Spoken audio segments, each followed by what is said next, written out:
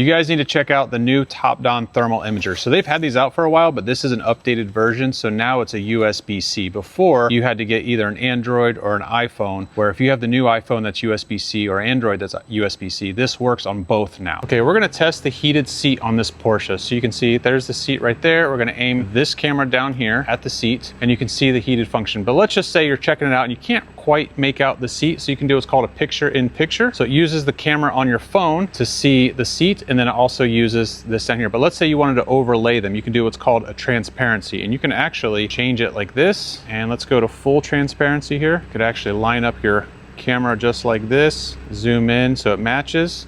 And there you go. Now you have a full transparency. You can either do just this or you can go right to your camera. So how cool is that? That is a really neat feature, I think. And then you can also record this. So we're going to record the transparency now. Allow, record the screen.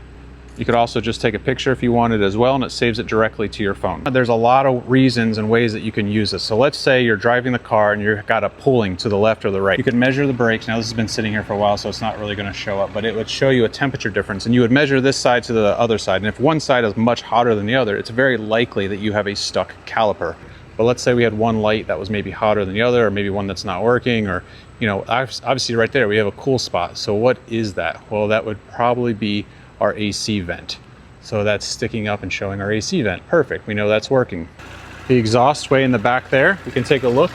It actually has a very clear picture of the exhaust manifold, which I thought was really nice. Another way to use the thermal imaging is for your coolant lines. So you could use it for the coolant lines if there's a restriction, or maybe even in your radiator.